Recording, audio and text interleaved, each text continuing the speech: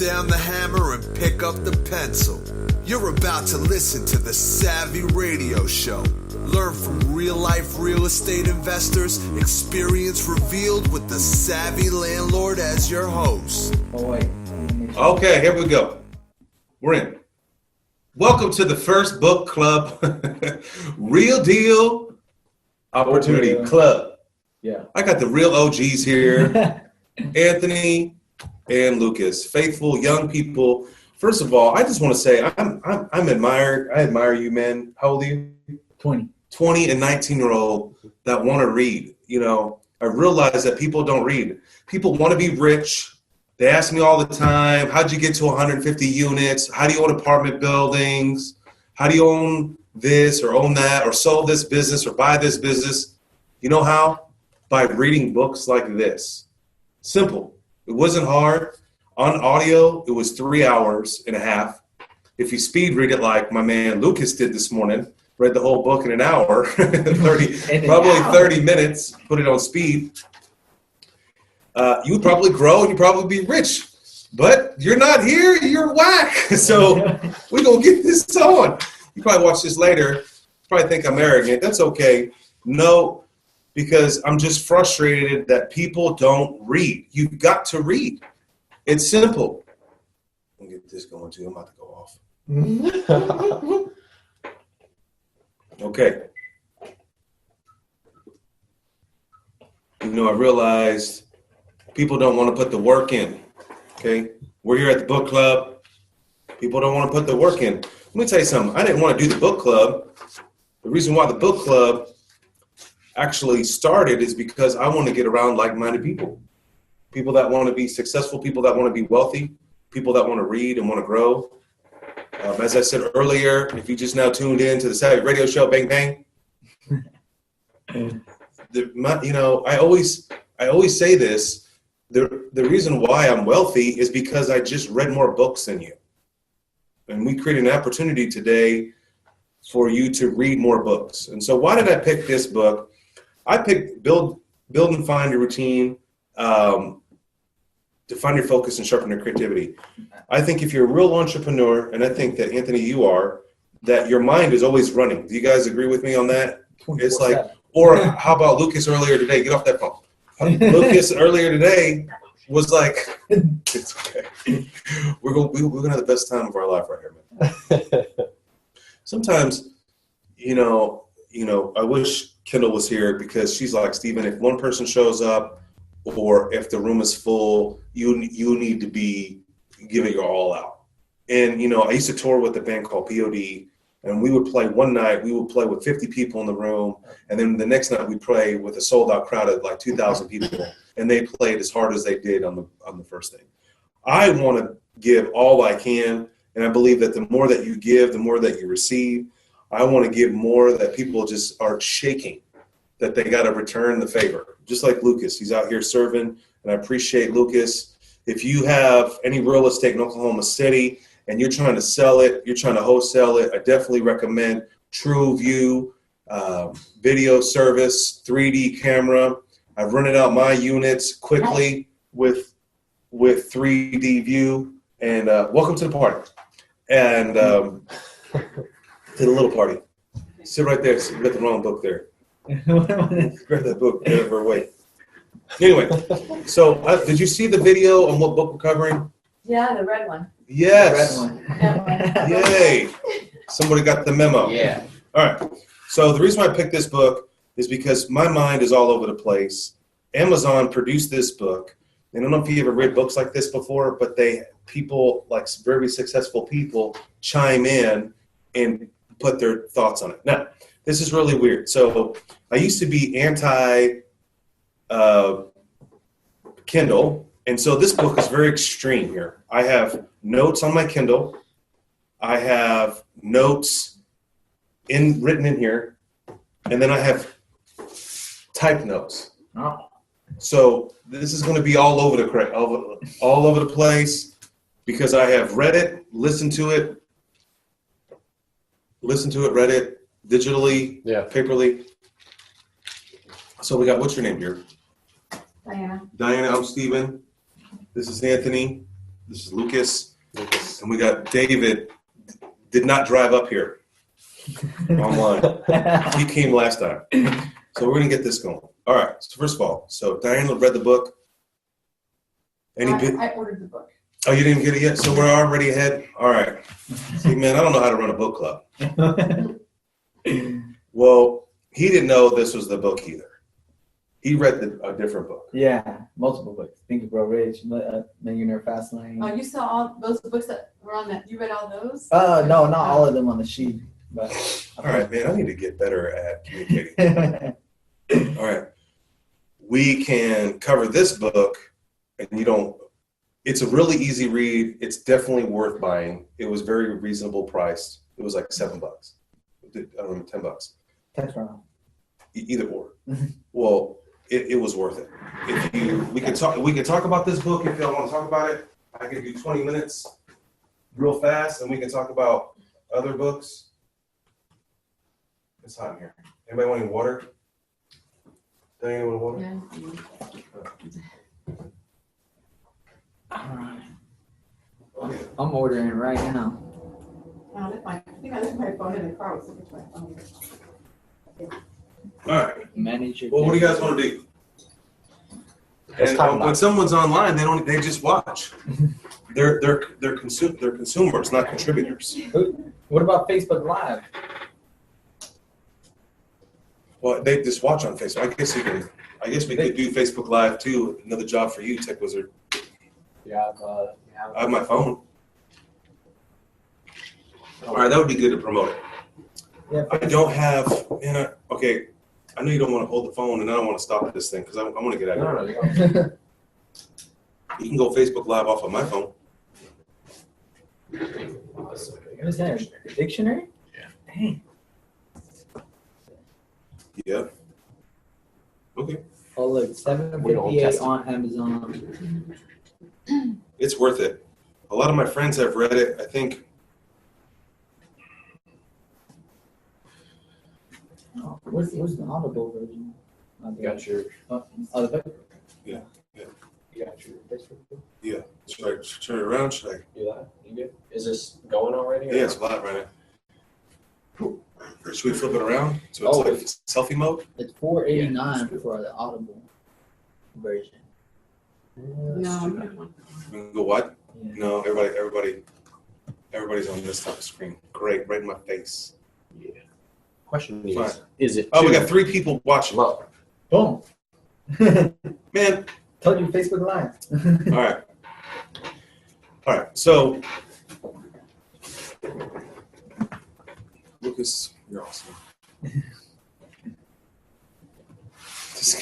I have a tripod in there. I just don't know where it's at. we ain't going up. We're using the books. All right. Yes, I got a haircut just for this. All right. How many times I'm going to restart this dang thing? We are doing the book club. Wave. Hello. Look at all these people on there, but nobody can come here. I guess we have to do a Facebook Live. I'm just going to go with this book because it's such a cheap book. You can't be mad. You should just read it. I'm just going to give you my take on it. I have an outline here. No one's read the book. You have. Can you remember anything? Mm-hmm. All right. Well, let's just start real. Please chime in. I have no idea what I'm doing. Here's a couple things right at the beginning. It was like I realized that much of my valuable energy had been unknowingly consumed by bad habits. My day-to-day practices had developed to a point where I was at the mercy of everything around me. And so I think maybe because I'm 45 years old, that time is well worth more than anything else. So I'm not trying to be a jerk here, but I have 3 little kids, 10, 9, 10, 8, and 5. I have to, 10, 8, 5. I have to value, is it my time worth being here? Or being with them. Or being with him. So if you don't value your energy or your time, you're just giving it away for somebody else. So it says at the mercy of everything around me, but my goals, and what's my true goal? So what's your goals? So the cool thing is, if you don't know where you're headed, even on a day-to-day basis, like I think that we we have day jobs. Some people have day jobs. I haven't had a real day job in 20-something years. But we let other people dictate our life. I notice that I work with a lot of people, and they're people pleasers, and those people pleasers let those people lead their life. And so what this book did for me, it was first, it just reminded me that you're in control. The first thing that I learned right out of the book was you have to take an overdue self-audit in how to manage your time and what's going around you. Like, you got to pause. When people are struggling, I'm like, they don't think they have self-worth. They have a low self-esteem. I'm like, you have to take inventory on what you're good at. Like someone's like, here's an easy example. You're broke and you need money tomorrow for rent. Okay. Well, the first thing that I tell people, what could you sell? You have to take inventory. Yeah. Well, you have to take inventory of yourself. What am I good at? What do I want to do? And then you got to take inventory of who's around you. Who do I want to spend time with and why? Is that person helping me or is that person hurting me? Is that person taking away from me? Is that person contributing in my life? I just went through that phase last year. Like, legitimately, everything I had, it just clicked. Like, one day it just clicked. And I started selling everything on Facebook Marketplace, like everything I had, paintball equipment, like a lot. Like, how much money did you make? Huh? How much did you make? I probably made like almost 500 in like 2 weeks. Right. Yeah. So that 500, if you took that 500, what could you do with it? How could you make? I bought a new lawnmower. Okay, well, could you make money off the lawnmower? Yeah, to contribute to my business because I needed a new lawnmower because mine was messing up. And it was a cheap brand anyways, and so I went and got a That's right. That's right. I forgot. We're gonna do your lawn care service. Yeah. What's your company? Ventura Property Maintenance LLC. Whoa! I can't even say that. Ventura Property Maintenance. Maintenance and we have to change your name of your company, homie. It's long. You don't want to see my email. All right, that's another lesson. So if you keep playing without any timeouts, your game will start to slip. So the first thing, this is just an introduction. It was like, you got to take time to think about and reevaluate who you are, where you are, and what you want to do. Okay. And then the one thing is like, I don't know. First of all, the big theme that I have in my life right now is, who am I? When people come to me and they're hurting or they're in help, I'm like, you really got to define who you are. What's your makeup? Like, what's your, like, know thyself. I know that's a simple quote, but if you don't know yourself, then you really can't grow or help, or you're going to get the bad advice from the wrong people. Now, I know myself that most men, I believe, and most high achiever men thrive in a thing called routine. Yeah. Okay. And so I think in general, we're habitual people. We like men typically. I don't know about ladies. You have to help me out with that one. But I think that, there's 6 human needs. Have you guys ever heard of the 6 human needs? Write that down. By Tony Robbins. 6 human needs. The 6 human needs are variety, security, like contribution, relational. Okay, I can't remember. But you got to really define kind of who you are first, and then you can apply these things to it. So I wrote a big quote right here. I wrote down, boom. It's our routine or lack thereof, our capacity to work proactively rather than reactively.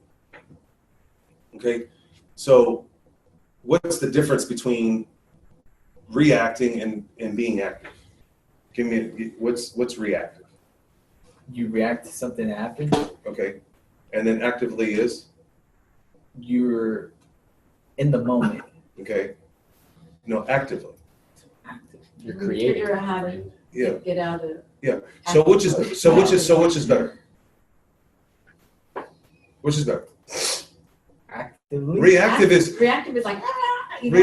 like, you're fat, you got to go lose weight. Actively is like, I'm going to go work out so I don't become fat. Yeah. So which is better? Actively. You being here is actively.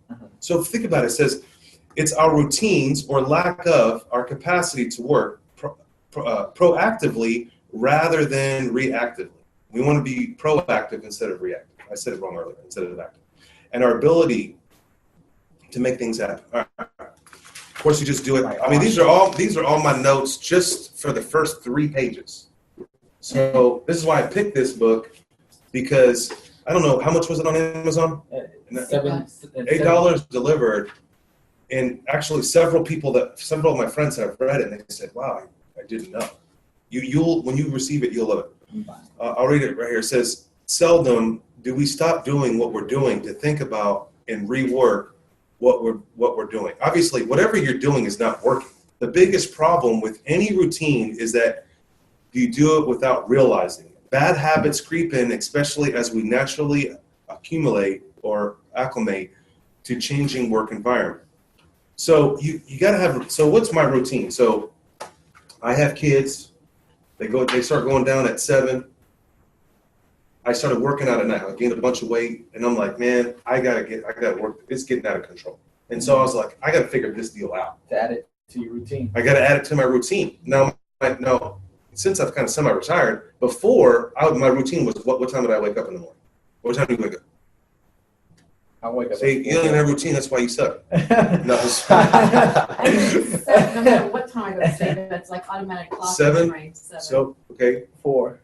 So like my routine was like 5, and then I started like sleeping until 6, then 6:30.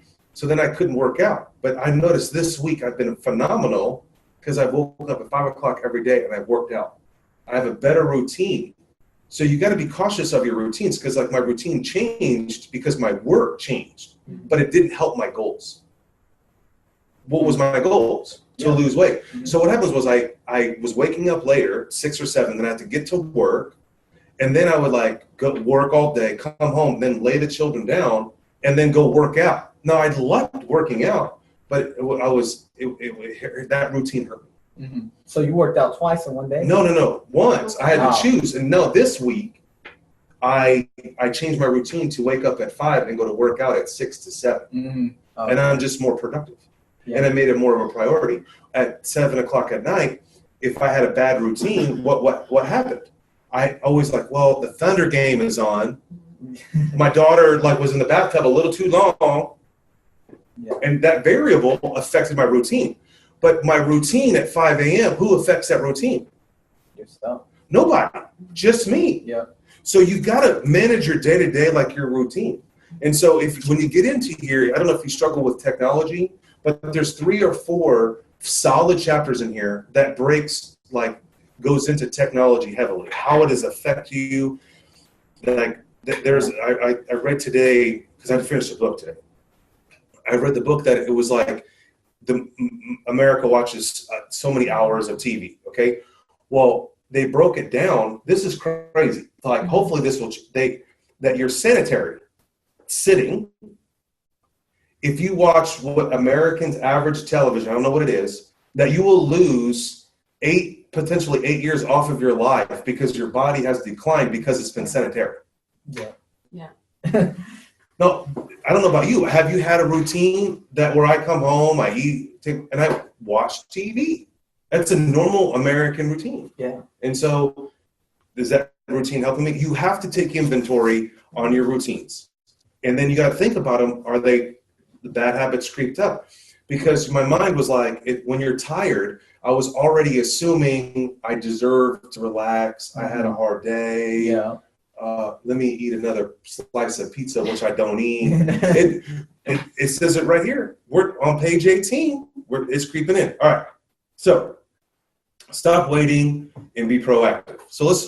Are you into real estate at all? Yeah, I'm a realtor. Okay, you're a realtor. Okay, great. Realtor even better. So what's another way to be reactive or proactive? Wait for the phone to ring, or you make calls? Make calls. Make calls. So you got to, I wrote my own note. I said, stop waiting and be proactive. I don't know why I wrote that. All right. So another one here is like proactive about what matters most to us. Being informed. Okay, blah, blah, shortcuts, modern marvels. Okay, boom, boom. All right. I'm on page 19. Powerful insights to optimize your day-to-day. Okay, this is something that was very powerful that you asked this question this week, and you texted me this question. And I was like, oh, this is a good question. How do you have better eating habits? How do you have better sleep habits? Well, all this in this little $10 book is all in here. Like, only the smart people are here. Because literally, at your age, at 20 years old, you read this and you apply this. I'm 45. I know this. I apply some of it, but it just amped up even harder. I feel like I've read a book similar to that. Oh, there's 1,000 books like this. Miracle Morning Millionaire. Yeah, that one. How? Okay. Yeah. But here's one thing I've never read before. That our bodies operate on a rhythm. Did you know that? You know that? Circadian rhythm. What is it called? Circadian. Okay. Well, since you opened your mouth, say something. Come on. It's centered around the natural day and night sleep cycles, and then there's other Okay. there's other stuff that goes into how long and kind of your what the REM cycle is, and basically deep sleep cycles, and what you get out of that versus sleeping the whole night. So if you sleep longer during the night, you've actually got multiple deep sleep cycles. Okay. What I read here was like, well, the first block was your time. Some people think that working 3 hours straight, they're getting more done. Right. Your body needs a rhythm where the most that it could work is like 90 minutes. Have you heard that before? Yeah. That's why you go to school. That's why schools are. Okay. Give you a break every 90 minutes. I never. When I look at it, right? So like when I go to the one, Change classes. Yeah. When I work, like as an adult, I want to get as much done as I can, as fast as I can, right? Mhm. But I go beyond 90 minutes. So what happens is that my body and my mind is suffering. And I realized after reading this, I was like, man, I really need to create a rhythm. And so you have to get up and walk around to kind of change the rhythm. And it also helps you with creativity. All right, any comments on that? So it goes into how to build a rock solid routine. And the book has an emphasis on creative people. So, which I thought was very unique. They go into there's a lot of different writers in here. There's about 20 writers in here. So this is a collection of successful writers, from Seth Godin to a bunch of people that have been very successful, created movies. And if you are a creative person at all, this is the ideal book for you, because it teaches you how to get writer's block, how to motivate yourself to move forward. Have you read, this is a book that's on our list called Mel Robbins. Does anybody know who that is? Mm-hmm. Called The 5-Second Rule. Yeah, I heard about that one. Yeah, that's bomb. That's coming down we're going to cover that book. Yeah, to motivate yourself, you say 5, 4, 3, 2, 1. So here's a real basic thing. You probably read this before, but it's like the most important change you can make in your working habits is to switch from creative work first, reactive work second. So like when I was in sales, I always had this rule called ABC. And I read this in a book, probably a Zig Ziglar book. A, whatever makes me money first. So whatever I'm going to sit down and do, what's going to make me money? That's the first thing I do. I don't sit down, and it says right here, page 28, 26, it says the most important change you can make in your working habits is to switch to creative work first, reactive work second. Now, this is a creative book, but I'm going to take this a little bit deep. Reactive work is paperwork for me. So ABC, 1, I only do work that makes me money first.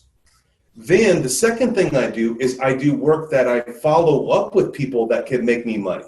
For example, if I'm writing a thank you card, or I called on a lead, I need to call that person back. So I exhaust all those leads first.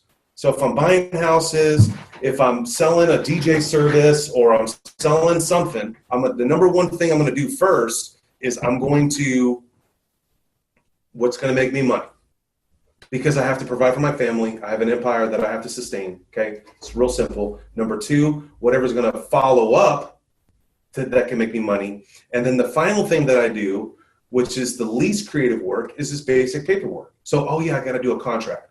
I need to email that lady back. The bank is asking me for my financials. right? I'm not going to walk in at 8 o'clock in the morning at my optimum speed and say, okay, I'm going to put my financials together so I can help this banker, right? Unless I really need the money right now. Or, hey, bankers, right now, where's your taxes, right? I'm going to make all my sales calls first. Then I'm going to do all my follow-up first. And then I'm going to contact that bank. Now, what you do in this scenario is that you do chunks of time. You've read this everywhere. It says, this means, so I'll read it from the beginning. The most important change you can make in your working habits is to switch to creative work first, reactive work second. This means blocking off large chunks of time every day for creative work on your own priorities with the phone and email off. I mean, it's pretty obvious. Mm-hmm. So like I've written 5 books. Okay. I've done a ton of courses. I've written tons of stuff. I block that time. I work out. What's most important to me? What's your number one First of all, what did I say? What's going to make me money? Mm-hmm. So writing a new course is going to make me some money, and it's residual income. So I make it a priority. The very first book that you showed right there that I wrote, right? I budgeted every Monday at 11, or no, it's actually 9, and then every Friday. So on Monday morning, that was my first thing I worked on. Walter and I, we would hang out for about an hour, and we would just grind it out. Then he left, then I left, and then I rewrote. And then Friday, we re-collaborated.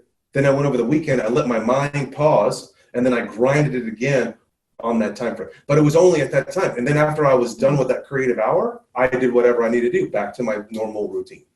So if something's important for you, if you wanted to scale your business, I block Thursdays is my real estate day. That's why we're here today, April 25th. My wife knows it's ingrained what we do. My kids know that I will not be home on Thursdays because it's a routine. Yeah. Now it stinks. This season, my kids are all 3 on 3 sports that happen on Thursday. So it's a stressor for my wife and my mother-in-law, and they got to orchestrate that. But I'm committed to what? My routine. Into my priority. What's my priority? Building an empire called Savvy Investors. And I got to do it slow, and I got to do it steady, and I got to do it faithfully. When no one else shows up, guess what I'm doing? I'm working on Thursday. So when you ask me, why do we not do the first one? Well, the third Thursday, guess what I'm doing? I'm having dinner with someone in real estate. Somewhere, somehow, Thursday is my real estate. I'm doing real estate. I got my real estate hat on. So if you have multiple businesses or whatever, your school, you got to chunk it down and have that time. Any comments on that? Anybody else chunk it down? Yeah, but mine varies because some days it'll rain, so it'll throw my schedule off. Because then well, you're chunking your job. You got to keep it separate. This is stuff that's going to increase you. Your job is going to sustain you. Mm-hmm. What's increase or sustain? Write it down. Yeah, that was good. What's going to increase you or what's going to sustain you? I don't do any business unless it makes me multiple income.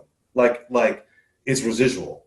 Like we're not even going to have a conversation going to sell candy bars door to door. That's not going to. Now we're going to hire a whole team of Girl Scout cookie girls. Yeah, that's residual income because I can train them and make a video and teach them what we're doing, and then dial back. But I only work on things that are going to increase me. I have to work on the things that sustain me. So in my business today, 2019, I work maybe an hour a day on my business. My business runs itself. I work on the business, not in the business. You're in the business when you're cutting grass. Yeah. You need to get out of the business and work on the business. How can you find someone to cut the grass for the price that you can make money? So if you're charging $50 a lawn, can I get somebody to do that lawn for $20? I make $30. That's what you should be spending your time on. You shouldn't be running around getting chemicals in your face, dying rocks everywhere. You probably don't even have insurance. One day you're going to break a window. That's happened. So you need to be working on your business, not in your business, because you will never make money. You'll never succeed. You'll just sustain. Remember, you're sustaining. You got to grow. We're not about sustaining. You're here because you want to grow, because you want to increase, right? Everybody else wants to lay on the couch. No one wants to go order the book. I'm so proud of you that you freaking watched the 3-minute video. Yeah. He did. He's my homeboy. I meet with him once a week. I asked, did you watch the video? No. I'm like, I try to make it as simple and easy as possible. Go buy the book, change your life. But everybody wants to be a millionaire, but nobody wants to put the work in. It's easy for you to go cut the lawn, but it's not easy for you to be disciplined and sit down and like, I got to have a business plan, but I don't know how to write a business plan. I need to go to the library and I need to figure it out. Or I need to ask somebody who knows how to write a business plan. That's where you chunk your time. That's a priority. So it's like, at your job, right? You got a day job. Yeah. Okay, what time's your lunch? 1 o'clock. Every day? Yeah. Bang, bang. That's called I'm on grow day. 1 o'clock is OG day. 1 o'clock every day, I'm out. I go in my car, I turn on my audiobook, I got my pen, I buy courses, how to write a business plan, I go on YouTube, 1 to 2. They're like your car's all fogged up. Yeah. I mean, how committed are you to succeed? Yeah. Right? You got to chunk that time. That's what they're saying. Like these are baller millionaire people that wrote this book. Like, chunk your time down. It's a common thing, right? It's nothing new, right? We haven't heard this before, but no one wants to do it. Maybe this book will do it, but you got to go do it. 1 o'clock from now on. Don't call me. I shut my phone off. I'm on YouTube. Yeah. Audio books. Whatever. Yeah. Go to drive right to life. What are you doing? They don't know. They're not increasing. They're sustaining. People that just show up at their job and they don't even have their meal organized. I could tell the way you walk, what you say, what meal you eat, how prepared you are, how late you are, just because it's just how you carry yourself, right? Yeah. So they're going to be confused. You got to ignore those people and you got to move on. Steven, Shauna K. Oh no. has a question, sort of. Okay. She said, can't shut her mind off. Thoughts on sleep, managing your day, managing your sleep. Okay. Well, first of all, good job. Asking a good question. How I do it. I have these airless. This is how I do it right now. I don't know how my mind shuts off. I'm a super entrepreneur. I think all the time. I don't know. I'm very fortunate that I can sleep. Because people that I coach and people I work with, they struggle with this. I mean, everyone struggles with this. I didn't know it was an epidemic that people take a lot of pills. Melatonin. Whatever. Yeah. This is what I do. Every time I say I work out before I go to bed, people, I can't do that because I stay up all late. That's weird. Like, okay, that may work for you, but you don't even know. Do you really work out? Have you done it 2 times in a row? Because you're depleting your body of all its thing. And I take a hot shower and I'll fall right asleep. But every time I tell someone that, they don't. Because someone else told them that. The success is trying it out for yourself. Yeah. Doing it what works best for you. Well, but your body type is way different than my body type. It may work for you. You're Latin. It may not work for me. You have a siesta. Eat more bananas. Okay. More frijoles. Now that's one. Now the other, that's one way. Now when I tell people that, they're so instant to say that doesn't work. I can't stay up. My blood pressure is running. Okay. Well, how do you break your blood pressure down? Cold shower. Yeah. I don't know. Okay. Now I don't want to get into the shower thing, but this is what I do right now. On Audible, and we can send a link here in a minute. I have an audio book that's a subconscious sleep. Subconscious thing, and the one that I'm listening to right now is on weight loss. There's one on motivation. There's one, I'll post it on Facebook, but I put these earbuds in, $20, and I have an eye mask. My wife thinks I'm psycho, but I'm telling you, I'm at a resort. Yeah. I'm at a resort. So I come in, I shut this. Now I learned 20 years ago as an entrepreneur, when I shut the door, I'm out. Like, don't call me, I'm out. Like tenants don't have my phone number. Like, I shut it down. Like, they know people, like, I'll see you message, I won't respond to you. Because I've learned to I've learned to protect what's important to me in my life. When someone's calling me, they're affecting me. So I have to make a decision. Should I help them or should I help myself? I need to help myself first. What's more important? If I'm fat, lazy, and dead, I can't help you. I've got to be strong. I got to be selfish to maintain. So that's why my wife's like, what's wrong with this guy? So I'll take a shower. Out noise. I have this hypnosis thing. It's called On Weight Loss. This is a cool guy's voice. It has like an ocean thing in the background. I got this face mask on, and I cross my arms like this, and he's like, "Relax, dude. I'm out in 5 minutes. I'm out. Yeah. Like I wake up, I'm like 100% on fire. And here's another thing that the book goes into this heavy about sleep. And I've been oversleeping. I go to bed at 9, 10, and I've been sleeping until 7. So how many hours is that? 10, 11, 12, 10 hours. I've noticed my back hasn't been affected. So that's why I've dialed back into 5 hours, 5 a.m., and I'm going to bed at 9. Mm-hmm. But you got to have rest. That's one suggestion. Anybody else have a suggestion? What routine? I'll go to sleep at 9, 9:30, wake up at 4, hit the gym. Then once I'm done with the gym, eat. Okay, so this person asked another what I do to help my sleep aid. Okay, because she said she's really active. Her mind. Okay, so she's active. Here's another way I do it. So you may say this is weird, but I'll close my eyes and I'll act like I'm playing basketball, and I'll dunk on somebody. And next thing I'll fall asleep. I also pray, and I just pray, and I'll just whoever comes in my mind, I just pray for them. Even if I don't like that person, like I want to stab them, I'm like, love your enemies, and I'll fall asleep.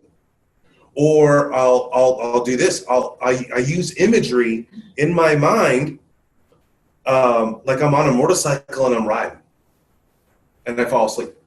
Another thing I do is that there's a audiobook on Audible called the Vision Master Course, and it has like Earl Nightingale. It's 20 hours. I put that in, and you hear Earl Nightingale's voice, and I fall asleep. I'm fortunate that I feel bad that I pray and fall asleep. Like that's my go-to.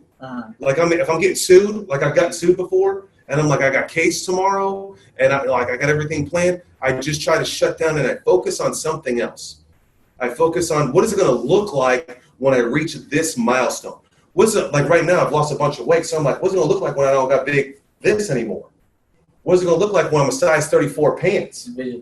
I'm visualizing what's happening, and it usually knocks out whatever's negativity in my life. Another question. Delegating better. Working on, not in. Okay. So how do I first of all, a lot of people don't delegate because they're scared. That's fear is the number one thing. You got to bust the fear. Number two is like you're going to lose money. If you want to be wealthy, you got to lose money. So you take a risk. I mean, the reason why that I'm so at this level is because I've hired more people. I've read more books. And when that person doesn't work, I have to fire them and I have to replace them. It's like if an acquisition manager for a realtor, it's like everybody wants to be a realtor, blah, blah, blah. There's, you got to fire them. Like, this is the job description. I need you to make 40 calls a day. If you don't make 40 calls a day, I can't pay you $3,000 a month or whatever we agree upon. I got to let you go. But there's going to be someone out there that you can delegate to. The problem is you've got to just say, I'm going to delegate. And start small. Get on Fiverr.com, Fiverr.com, and start small. Order a logo. Like people message on here and ask me give me a challenge. I can outsource anything. What's Fiverr.com? Fiverr.com is a virtual assistant. You can get stuff done there. You can outsource it. I outsource my lawn. I outsource my phone calls. I outsource my property management. I outsource my haircut. I outsource my workout. I go to the gym. The guy tells me exactly what to do. Bam, I'm on fire. I'm ripped up. Why? But I had this conversation with an entrepreneur today. Yeah, I went to the gym. It's hard for me because I have to think about what workout that I have to go to the gym to do. See, the thing is, like, you're going to the gym, but you're probably inefficient. You know why? Because you're probably doing the same damn workout you've been doing for 6 years, and you're still getting the same damn results that you're getting now. How do you get more results? Switch it up. How do you do that? You hire a professional. Yeah. You get professional results, and that's what's in the back of the book. That was the last. That's the last chapter in this book. Will blow your mind. Act like a professional. If you want to be let's just jump to the back of the book because I was so amped up on this deal. It's on my phone and it's on Facebook. Damn it, all my notes are on my phone. But I read the back of here and it blew my mind on being the professional. Here it is. Well, your ethics, okay. Okay, it's funny. He goes, as you travel through life, let this be your goal. Keep your eye on the donut and not the hole. Okay. But what is the donut? Is it money, power, sex, glory, notoriety? Is it service? Do you really have a message you want to send? What is a professional anyway? See, people want to be wealthy, but they don't even know what wealth is. People want to be, I want 100 units. You don't even know what property management is. Yep. Right? People want to be realtors. They just think that people just, no, it's sales. It's doors in their face. It's driving around. It's called outflow of a ton of cash called the MLS. And it's hoping and praying that they'll get the contract, but then they change their mind and they go with another realtor because that's an uncle of a friend, and you just spend all this time. People don't, but it's easy to be a realtor. Right? Nothing is easy. Nothing is. Owning a lawn care business isn't easy. So a professional is someone, get ready, page 231 in your notes, because you're going to have to put, you should just put this on your wall. A professional is someone who can keep working at a high level of effort and ethics no matter what is going on, for good or ill, around him or inside him. You know, in my own office, my own staff has problems. Their problems are my problems. Do you understand what I'm saying? My staff, my property management, they have a relative that's ill, that's in the hospital. That affects their job. That affects me. What do? I am a professional. I don't say, well, my property manager's in the hospital. I'm sorry. No, I'm a professional. Through ill or good, I've got to perform. And if she can't do it, then I got to step up and do it because I'm a professional. Get it done. You got to get it done. A professional shows up every day. A professional plays hurt. Think of the NBA player. That guy that's a guy that's really good. George. He's got tape on his ankle, on his thing, on his arm, and Russell Westbrook ices his knees down. People are laughing or whatever. They don't know. He's a professional. But he looks funky because he's got ice on his knee, and people think, oh, is he not going to make it? Or they start judging him, or he's washed up, right? He's a professional. He's smart. He's savvy. He's savvy because he's icing it out because he knows it's going to swell, so he's catching it before it happens. What is that? Proactive. We talked about that in the very first line. Instead of reactive.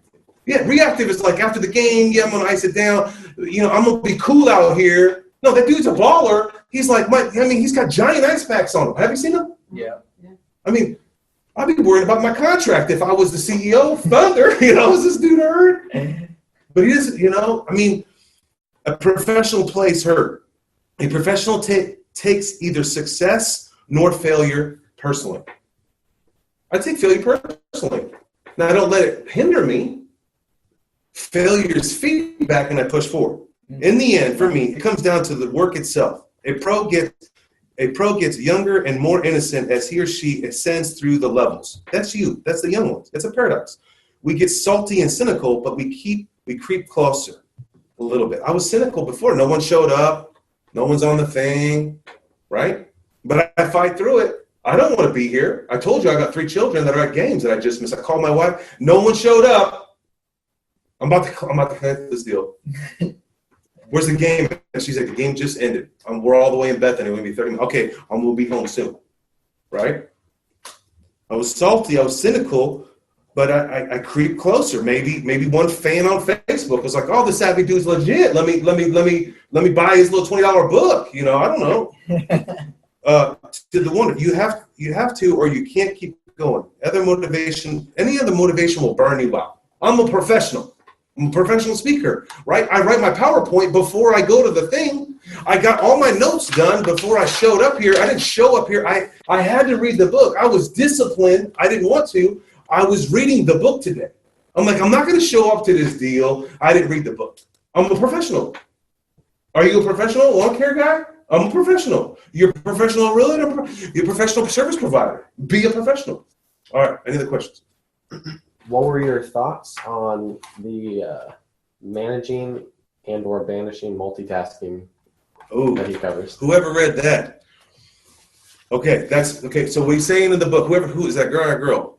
Was it That's me. Oh, that's you? Okay. I'm curious. Smart. Multitasking is a fallacy. It's a lie. I thought I was a gifted person. You cannot mathematically, humanly, you can't. Your brain is not wired that way. And they prove it after study, and they talk about the great thing about this book. It cuts right to the chase. It's like, here's a study, boom, boom, boom. It's just obvious. And I've read hundreds of this. The best is to stay nutty focused on that one thing and get it done, and then work nutty focused on the other. Trying to do two, they say you do half the capacity or less, and it takes you longer. It takes you longer. Break it down. Nice. Just do it. Just focus on it. Like when I tomorrow at 8:00 or whatever in my schedule, I have to write. I'm doing this thing in Nashville in a couple of weeks. I'm going to be in Nashville, so I got to turn in my new bio. Okay, and I'm like, it's creative work, right? Because I got to I don't have someone writing my bio for me. I got to write my own freaking bio. I got to juice it up. So I don't do it at 3:00. I keep pushing up, but I scheduled it in my calendar to go get it done. And I'd be focused on that one thing. So the answer is no, you can't multitask. He gives you a really good example. I believe in what they're saying. I just don't. It's just simple. I failed so many times. I'll rewrite, put the wrong word in, and I have a mild case of dyslexia. So I transpose letters numbers all the time. So when I'm giving a digit out, buying a house, or I got to be completely focused. And I think success is all about focus. You know, a friend of mine, he's like, get the magnifying glass. I just want to punch him when he says that. You know, but it's true. It's like when you focus on something, it turns fire. When you got your hand in 5 different things, it won't work. Like you can have 5 businesses. You got to get the right people to run those businesses. But when you're on that business, I'm starting a new business here coming up. And I have blocked out 3 months of Savvy's going to suffer. My podcast didn't go down this week. Like I'm making a conscious decision for from May, June, and July. This whole deal is going to be nutty. And tomorrow at a certain time, I have a meeting that just outlines what I'm going to do for the next 3 months, very strategically. Now, I also have a year plan going on for Savvy Investors. But I don't multitask it too. I don't work on this new business. I shut that business down. I shut the door. Bombs may go off, but I either hire someone to manage them or I deal with them later and they're pissed off at me. Like if you're mad that I haven't done the podcast this week, you're not my fan because you don't know what I'm doing. Because I'm suffering because I had to read this damn book. I literally suffered. It took me a week to read this book because I was like, I swear I got to like 3/4 of it until today. Was it worth it? It was worth it, and I'm glad that I stayed and I didn't cancel this thing because I only want to be around people that want to grow. And the questions that these people are asking, and good idea on the Facebook Live. Thanks, Anthony, because I'm old school. I don't believe in stuff. All right, what other? Here, let's get to this one. Here's another one. Now we're jumping around. There's at least one person getting value. Shauna K is interacting. The other. Cool. Okay. Yeah, don't be just a consumer. Right. Be a contributor. Okay. So this is something that's very powerful. Okay, this is on page 51. Now, I'm sorry that I'm skipping around, and of course, half this book I read online, on my Kindle. Half this book I read through audio, or a quarter of it, and half of it I've read on paper. So we're going to get all over the place. But this really changed me, page 51. So $10 was worth it. Reading the book was worth it for this one line. Okay, right here. It says this. The most important thing, imagine working the way you do now for the next 10 or 20 years. Imagine what does it look like, okay? And then I wrote down my notes was how long could I work at this capacity? And then the other question was, can you keep this pace up? Can you keep this pace up? So if I have a 20-year-old body, I would work out twice a day. First of all, if someone would tell me this when I was your age, get ripped now and maintain. Don't try to be 45 and try to get ripped. That's what I'm trying to do. This is going to be like every day I tell myself, I don't say fat boy anymore. I say, it's going to be 1 year until you really see a transformation, Stephen. Stick with it every day. I say that to myself because results are not fast enough. We're in a fast-paced world. We want results now. We want instant right now. But if someone would have told me when I was 20 years old, look, dude, life will be a lot easier and a lot sexier if you just got the body that you wanted and maintained it and took care of it. Not me. A lot of entrepreneurs that I coach, they sacrifice their body now to make millions later. It's dumb. I mean, make millions now. It's dumb because you're like all that money you made, you're paying for doctors. Yeah. And you can't even enjoy it. So you got to do the millionaire fast lane Enjoy life now. Book that trip, that cruise. I'm so proud of a friend of mine today called me. He's like, dude, Groupon, for $1,700, my wife and I were going to Europe. We thought we'd ever. This is a guy that was in prison. This dude's in prison. He came out of prison, and he just booked the trip. His dream. Yeah. Just do it now, right? You can't, when you're 65, you can't even make it up the flight of steps. It's funny, going to cruise. That's why I don't even go on cruises no more. It's a bunch of scooters and a bunch of overweight people eating a bunch of food, going nowhere. I'm out. I'm like, I should have listened to my wife 10 years ago on that one. But I was all thrifty. Man, it's so cheap. They feed you, includes the hotel. I don't have to think about it. I just show up. I'm in Belize. Oh, I went to Belize. I'm cool. But no, I ate a bunch of calories, sitting with it. This is dumb. Like, that's not how you enjoy life. It's life. So imagine at this level, what would you be like? Like, are you going to hit the goals that you're going to hit? Are you going to be the goals that I thought that it would never happen are happening? Because I imagined what they would be like. The neighborhood that I live in today is a neighborhood that I met my wife 12 years ago. We would drive in that neighborhood. We're like, who could live in these neighborhoods? What jobs what job? The word job. My wife had a job. Yeah. What job? My wife hasn't had a job in 5 years. I haven't worked in 20 years. Like, you have to, what does it look like? Do you really think chemically? Let's just talk about you. You really think that allergens, gasoline, rocks, trailers, 20 years from now? Yeah. Economically, you can't even fight inflation. Doing $20 lawns are not going to make you a millionaire. Exactly. It's impossible, so stop doing it.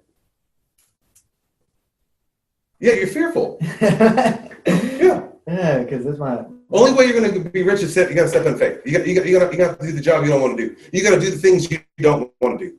And it says right here, this is very fascinating. It says on page 51, your capacity is limited.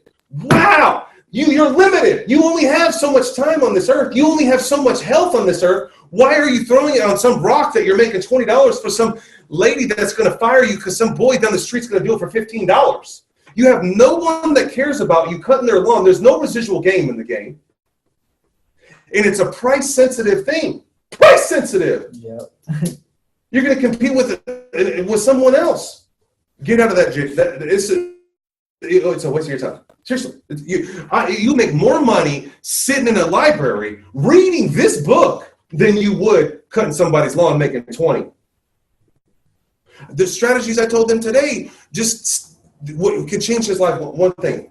Well, just make $1,000 extra a month. Just doing one thing differently, or hanging around the one person. If you want to do the lawn care thing and you enjoy it and you like it, that's great. Go big. Who's cutting Galardias? How much does that account? How'd they get that account? Like, You go out to the big account. I buy that business. How much is that business worth? I drive by a lawn care company when I go work out. Let's just say the name. Signature Lawns. Have you heard of them? Yeah. I've never heard of them. Okay, it's on Eastern and around Britain, around Hefner. Yeah. It's Hefner. They got trucks. They got people. Wow. I guarantee a mom and pop person owns that. And I guarantee that business will be for sale. Buy the business. I got no money, VanCauwenbergh. Raise the money. How do I raise the money? It's easy. Ads. Diane, how much money do you have in an IRA? I don't know, $50,000. Would you like 10% return on that? I give you $500 a month for the next 3 years. Sure, there's 50. See VanCauwenbergh, I'll loan you 100. That's 150. Wow. Yeah. But you're wasting time cutting grass, having chemicals in your body. You're going to the gas station, driving a car, someone's going to cut you off because they're texting. While I'm in the library, reading how to raise private money. And I've raised almost $1 million already. How do you? Come on! This is just. We're on page 51. Your capacity is limited. I'll finish with this. You can only do one thing at one time. Yes. So You better choose the right one. Yeah. You better be on the right train. I try to do two things at the same time. Like I'm listening to an audiobook while I'm cutting Yeah. the grass. Well, that's fine Yeah. because it talks about like you can do like certain things that like walking, you can do that. Mhm. You And can like, probably cut somebody's grass.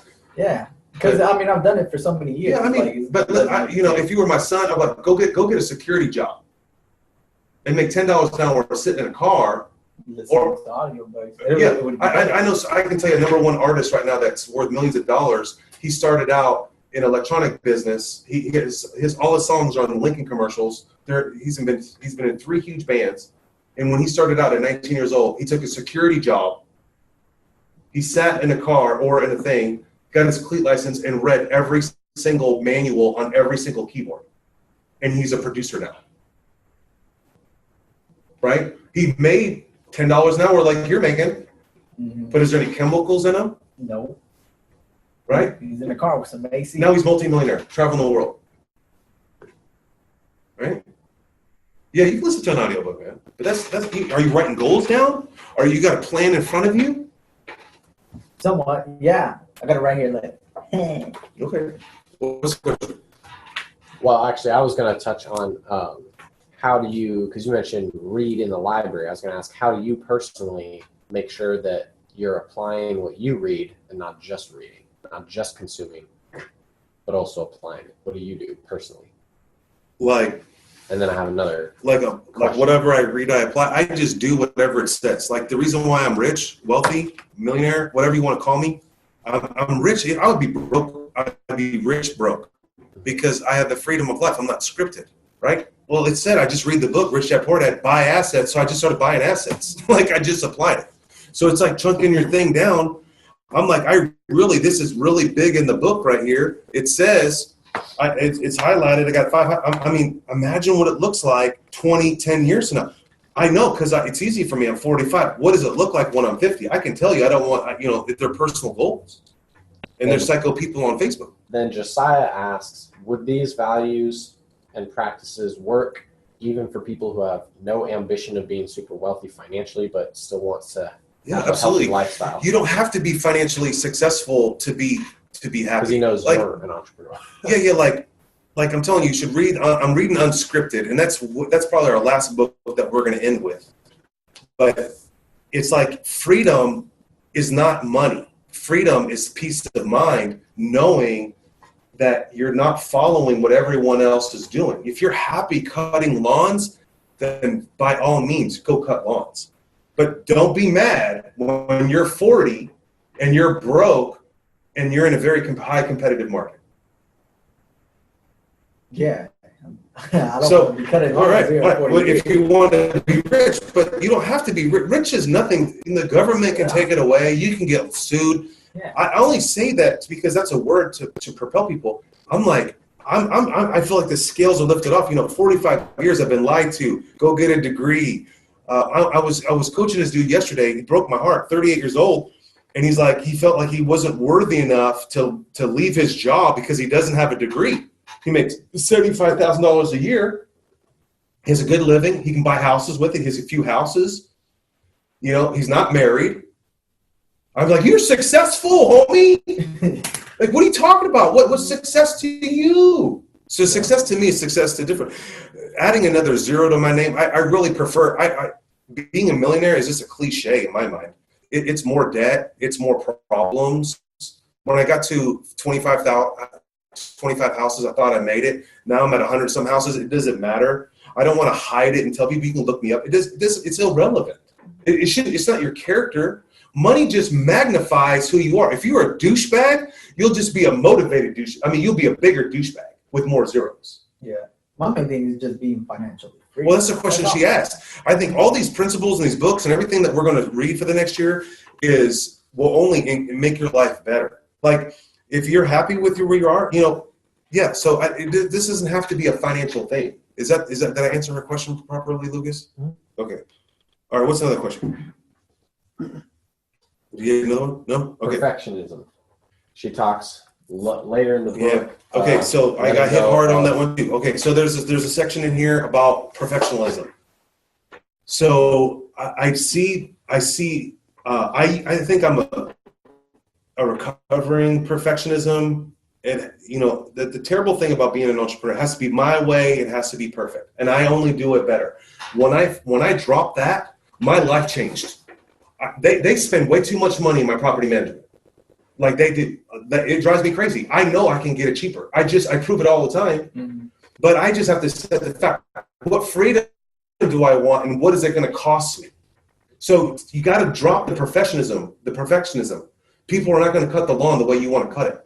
You can create a system and a manual, but you just if you want to grow or have freedom, you got to let go.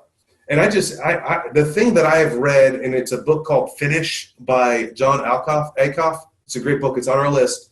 It's better just to finish than to be perfect. I love that part in that book. It set me free. That book was one of the books that set me free. It's just like, it's better to finish than it is to be perfect. It's better to start than a lot of perfection people. They won't start a project or start a business because it has to be perfect. The right element. I don't have enough money. That's why they're not wealthy. That's why they're not successful. My success is I fail all the time. There's businesses. I can give you a laundry list of them that didn't work. But the point is I did them. Now, they weren't perfect, but I just did them. I'm not the best investor. There's way better investors than me. So I'm still insecure about analyzing apartments. I'm scared to get out of Oklahoma City. But I'm willing to take that risk and take the heat and the naysayers. That's fine. People are not going to like me because I'm not perfect. And what is perfect? It's only in the eye of the beholder. I love seeing couples that are madly in love with each other. I know this couple, they're madly in love and they're just bizarre. But it's the eye of the beholder. The cool thing is they're happy. They're fulfilled. And they generate. What's the point of this earth? What's the point of life? Yeah, if you have $1 million in the bank and you're just a sour puss, and I go out to dinner with people and I see they leave cheap ass tips. I love getting my hair cut. I bless that chick. It's bomb. It's like Mr. VanCauwenbergh. Boop, boop, boop, boop. Like they put everybody to the side when I come in there because I drop a $20 bill in there. Yeah, everyone. What is $20? It's a lot of money. Don't get me wrong. That's 2 hours for some people of their life, right? But I'd rather work harder or figure out smarter to make more money so I can bless more people. Wow, what a fucking concept! What a concept! Yeah. We're hoarding all our money. But I'm not here. We need to bless people. The more people, I'm telling you, the haircut chick, guess what? She's going to bring me a deal. That's not even my motivation. People ask me all the time, how do you get deals? Well, I just love on people all day and they just want to bless me. A guy blessed me today. I had to dump this house. He dumped this house for me. I was like, how much did you add on there? I didn't add anything on there. I just want to take care of you. Because I've served that guy for years. He doesn't owe me anything. But see, we got this whole thing messed up. Yep. I'm telling you, the more you give, the more you receive. It's a biblical principle. He says, test me, outgive me. We're servers. We're out. Yeah, I'm the job that I had at Red Lobster was bomb because I knew the people that you don't think tip are the ones that tip, and the people that should be tipping, pastors, freaking deadbeats, they give you like 5%. I think it's 12. Well, it's 15 is what you should do. 15. You should do 20 within reason. If they just do average service, they get average tips. They do above and beyond. They say hi. Yeah. The chick that cuts my hair is very fascinating. This just happened to me. The girl next to me, 2 guys with my one. Now, it only takes 15 minutes because I sit there and calculate the clock and how much I'm going to pay. I'm like, this girl makes so much because that's how my mind works, right? It's just always working on money. But the reality is, it's a blessing to bless her. It's a blessing to bless her. So be rich so you can bless people. Don't be rich so you can drive some fancy car. That's just dumb. You have a low self-esteem. Learn that early. Yeah, just deal with it, But people judge people that they're wealthy people that drive fancy cars like Porsches and stuff. And they're the most giving people I've ever met. I know these people. And these are the people that I would ridicule when I was broke. These are the people that I'd make fun of. And these are the people that are providing for churches. These are the people that are providing for the Jesus House or City Care or owning businesses. And I got 20 people under my belt right now that work for me right now. Wow. I mean, just my core group, there's 6 people that get a weekly paycheck From you. from me, because I made the decision to buy assets for my family. For my main goal is real simple. I just wanted to live in a house, but for my retirement, because I knew the government was jacked up already. It was just a very bizarre situation when I was young. I'm like, I'm making this and I don't get that. And I'm like, I'm only making this and that don't make no sense. And, you know, it just didn't make sense to me. Like, logically, I was ignorant. I was ignorant enough to not know.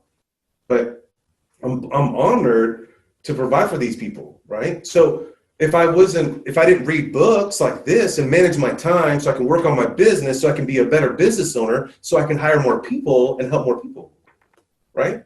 What's the purpose? So let's just get back to this capacity. Is that unlike computers, however, human beings aren't meant to operate continuously at high speeds for long periods of time. That's a computer, right? Unless it shuts off electricity. Rather, we're designed to move rhythmically between spending and renewing our energy. I realized that blew my mind. Page 51 blew my mind. I'm like, am I being rhythmic in my sleeping or with my work? Like, you know, now I'm like, man, I'm conscious of, like, I have a timer and I 30 minutes and I'll stand up. I know, that's why a lot of desks, they talk about this, that are above now to the blood flow. Yeah. And just to realize, because it's rhythmic, you know, your body wants to move. God created our bodies to move, not to sit in front of a computer all day. And then we drive in a car, we sit all day, we get to a job, we get home and we eat, we sit, and then we sit and watch TV. 90% of our time sitting. That's not rhythmic in our body. Instead, we live linear lives, progressively burning down our energy reserves throughout the day. It's equivalent of withdrawing funds from a bank account without ever making a deposit. At some point, you're going to get bankrupt. Let me say that again. It's okay.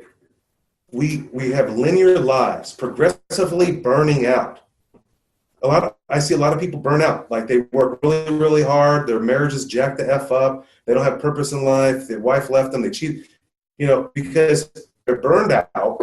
Their energy reserves throughout the day, they're not replenishing, And I'm telling you, I'm so calculated. I calculate the conversation I have with you on the phone. I calculate everything. So I have got to realize I need to have these other conversations. I can get up out of my desk so I can replenish. It is equivalent of withdrawing funds from a bank account with ever making a deposit. At some point, you're going to go bankrupt. You've got to rest. You've got to go on vacation. It's a priority. Like, I think I'm so confused in this book or MJ DeMarco's book. Like, literally, you've got to shut your phone off and go walk around the block. I mean, like, Lucas and I, we're outside just walking around at 6:30. Like, you got to change your state. Anthony Robbins is bomb at that. Anytime you're depressed, anytime if you're ever depressed, put your hands up and start clapping. Get up and start clapping. You got to change your physicality. Change the energy. Yeah, you just gotta get rolling. You gotta go on vacation. I can't afford it. You're dumb. You can't. You can't. Anybody says they can't afford it, you're lying to yourself, because you can't. Stop eating those cheeseburgers. How many cell phones you got? I mean, what's a priority? I'm telling you, rest is a priority. The good news is that we can influence the way we manage our energy. By doing so skillfully, you can get more done in less time. Bam, bam. My claim to fame, why I'm even successful at Savvy, is because when I first got on the speaking circuit, this is how can you run 50 units, 10 hours a week? I had a full-time job called OK Bride, and I had 50 units, and I worked less than 10 hours a week. How did I do it? Systems. Yeah. By skillfully, you can get more done in less time at a higher level quality and more sustainable way. I use technology. That's why I'm big on technology, right? Still on page 51. A couple of scientific findings, and this is for Lucas. Sleep is more important than food. Bam, quote that. Sleep is more, you should put that on Facebook. Sleep is more important than food. Sleep is more, Jim Rohn says, I'd rather skip a meal, but I'm not going to skip my reading. If you don't know who Jim Rohn is, you're missing out. But I'd rather skip a meal than skip my reading. This book is saying sleep is more important than food. You can go a week without eating, and the only thing you'll lose is weight. Give up sleep for even a couple of days and you'll come completely freaking functional. I'm testing that myself in my own life today. This last 2 weeks, I've been testing this.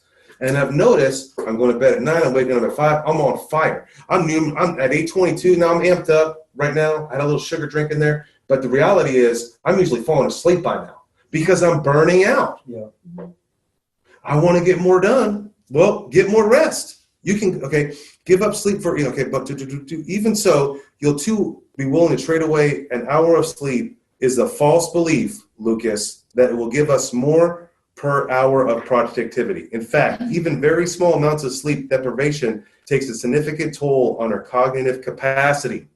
I wish I wrote this shit, but I didn't. The notion that some of us can perform adequately with very little sleep is largely a myth. Less than 2.5% of the population, that's 1 in 40 people, feels fully rest with less than 7 hours or 8 hours of sleep. I'm fortunate sometimes I can do that. How many hours do you need to sleep? How many hours? All right, any more questions out there? No? So what happens whenever, because the grind can wear you out. So what's going to keep you going whenever you start getting worn out? When you're grinding, you're waking up at 5 in the morning every day. After a while, it becomes tiring, and you find yourself slacking on that, waking up at 5. Now you're starting to wake up at 5:30. Yeah. You're waking up You have nobody in your world that's doing what you're doing. Yeah, exactly. And then, Well, you have a friend. dude, You have a friend right here. Oh. I get up at 5. Well, what up? I guarantee you want to be me? Get up at 5. You want to have 140 houses? Get up at 5. You want to be like, get on my Facebook page. It's my wife wrote this on my page. You hang around average people, you become average. Be extraordinary, and you become extraordinary. Do everything that no one else wants to do. I do the things that no one wants to do. I don't want to be here. I don't want to read a book and force myself for 2 hours of my day today to read this book. but you do it Because I know the result. I just love it. I mean, I'm thinking this room should be packed. Every time I do some damn class and I'm thinking, this is when the class, I'm talking about money today, but nobody shows up. Go dream and think about an entrepreneur class, but we're in here getting it done. It's different. Yeah. Now you got to keep in mind, waking up at 5 a.m. is not going to make you successful.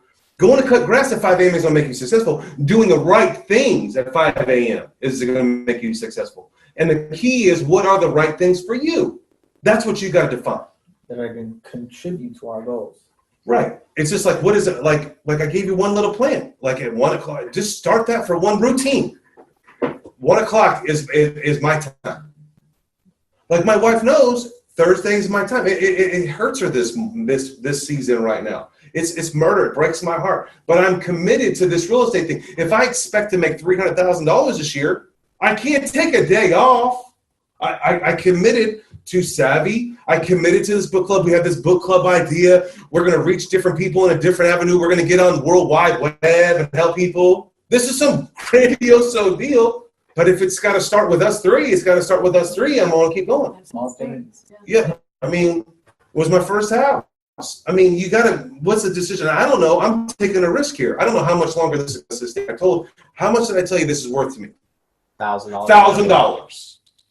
For me to not to be at home right now, because when I go speak somewhere, I get $1,000.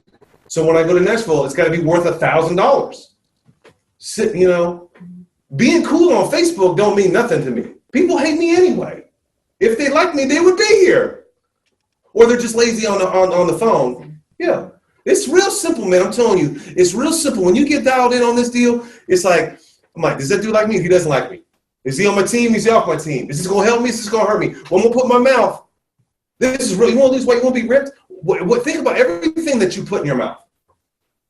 Is this going to help my body? That cheeseburger will help your body? No, it takes 48 hours to digest meat. Yeah. There's so much bacteria in meat, it takes 48 hours to digest. The interesting thing, our bodies have short intestines and long intestines. No, why? You're going to blow your mind because I just read more books than you. Okay? Our bodies have a short intestine and a long intestine. What does a lion have? He has no long intestines. Really. A lion is a meat eater. Humans, not so much. Yeah. We can eat meat. It just takes 48 hours. It's not at the level that we, as American cheeseburgers every day, is not going to sustain. It's just it's just simple. So every time I put, is this going to help me? Is this going to hurt me? Is this supplement going to help me? It's going to hurt me. So if you see my eyes are all dry, there's a certain supplement that I've taken somewhere that I've got. Now I've stripped my whole body of all supplements. And I'm just adding one new supplement a day and checking it out. Now, this variable called allergies affects my game right now, so I don't know. But I'm telling you, everything I put, how did I get rich? Every dollar that came in, I had a plan for it. Every dollar that left, I tracked it. People ask me every day, this is the stupidest thing. How'd you lose weight? You lost weight, blah, blah, blah. Everybody's on my nuts about losing weight. You should be on my nuts about how making money because you're going to be on the system when you're 60. Learn how to make money. Not to make money to go buy a car, make money to sustain, to help the church, to help people, right? Yeah. But it's the same way I ask them. I go, it's the same way how I made money. It's the same way how I bought cribs. I tracked everything that entered my body. I wrote it down. Whoa, when I got to 1,500 calories, like, whoa, pump the brakes, fat boy. So many in, so many out. I know exactly what I'm doing. I monitor it. Where's your time? You know, thank God you're 20 years old and that you're here. Because you learn this now? Dude, people are sick. My brother is 55 years old. He's behind on his mortgage payment. I mean, no, he's 6 years older than me. 51 years old. I mean, come on. He's not that much longer. He's got life. Got another question. We're all based off a habit. So you got to know. You need to really dial in on where your time is going. Like if you want to be rich, dial in. 10 o'clock. Where am I? What am I doing? Am I on Facebook? Get off Facebook. I mean, get off this deal. Yeah. You know, write down everywhere you're at all the time. Like, and what I'm here, is this helping me or hurting me? The only reason why I'm here this long is because it's helping me. Because the more you teach it, the more you retain it, the more you master it. It's interesting because the dude flew in the other day, and I've been doing apartments and stuff. And when he came in, he was an apartment expert. I learned so much because I just having a conversation with him. Just listening to him after the 50th time, I'm like, oh, I know exactly what this dude's talking about now. But I didn't understand syndication before. I was confused. Yeah, exactly. I didn't understand real estate when I walked in that room. Right. Like, So what? I mean, I got stuff that brings me on my phone. Like sometimes on my phone it says, did you eat an apple today? On my phone it says, did you write out 5 things that you're grateful for? You know, and so you've got to really document your time. I have the 5-minute journal that does that. Yeah. All right. What's the question? Are we going to wrap this up here? So first off, we got out-of-staters and committed parents that are happy that you're doing this online too, so they get dates and nuggets. But also, Lee asks about decision fatigue. I know it's covered in the book, but what are your thoughts? Man, I don't remember the decision fatigue in the book. I may have missed that chapter. It was snuggled into one of those others. Okay, so how I handle decisions today. So this is real simple. I don't make any big decisions within 24 hours. So no matter if anybody asks me a decision, I'm gonna say, that's my go-to word. I gotta ask my wife. I gotta ask my partner. If I'm in a real estate transaction, I gotta ask my partner. I gotta double. You know, I come up with some kind of excuse. So any major decision that's pretty substantial, maybe over $10,000. I'll make a decision quickly, $10,000 or less. If it's $10,000 or more, I have to take 24 hours to think about it. The other thing that I do on a regular basis, and I recommend you doing this right now, any decision I have to make, I ask 2 people what their thoughts are, and I make the benefit of it. So, and it doesn't matter if I'll ask Lucas, because he's dialed into social media, let's say, should I do this book club? And if I get a lot of no's, like I'm going to probably, after today, I'm going to talk to a few people. It's going to be on my mind. I'm like, was it real? If I don't I don't need kudos, but if I'm really empowering people, then I'm going to do it, right? Because I'm sacrificing $1,000 because I put a value to my time and my family. which is way more important. Here's something that I think to myself too, is like, you know, the Lord said this to me, broke me. He's like, stop building your kingdom and build my kingdom. I was like, whoa, okay, Jesus, I get that. He's like, don't you think that I could make you rich when you're 50? You need to be a dad, because you didn't have a dad. You need to be there for the children, because no one else in the society is there for their children. Yeah, exactly. Right? So I have to sacrifice. I go home. When they get off the bus, I'm there. I know I could do 2 or 3 more deals. I miss so many deals because that's you in this lawn care crap. Because I'm like, I'm missing so many deals. I could become more relevant. I get so sidetracked with my children that I forget that my bird dog called me the other day with a deal. I literally, a week later, I'm like, oh my gosh, I forgot about that deal. Right? But I have faith that I'm trusting the process, because he says he's going to take care of me. Matthew 6. Aren't you worth more than the birds in the air? Okay. All right, Jesus. I'm going to sacrifice. I'm going to play this 15-year game. This is a slow game. So you've got to make a commitment to something. You got to choose something. So when I'm making a decision, I'm like, is this going to help me or hurt me? What's my risk? And then, is anyone could I call? So like I have several properties that I'm dumping right now. Hey, if you want to buy a property right now, it's a good time. Text me. And I ran the numbers. I kind of bought it okay, but the tenants kind of left it kind of janked up. It's kind of in a decent neighborhood, but I know it won't appreciate. And I'm in a different investor, so it was just it wasn't an easy deal, right? So I had to run it past another investor, and he gave me I was going to do a podcast on this at the time. He's like, first of all, he told me, he's like, Steven, stop buying undesirable properties. Okay. All right. That makes sense. And then I'm not really analyzing the property efficiently on a game plan. Because like before I was buying property because I wanted to get in the game.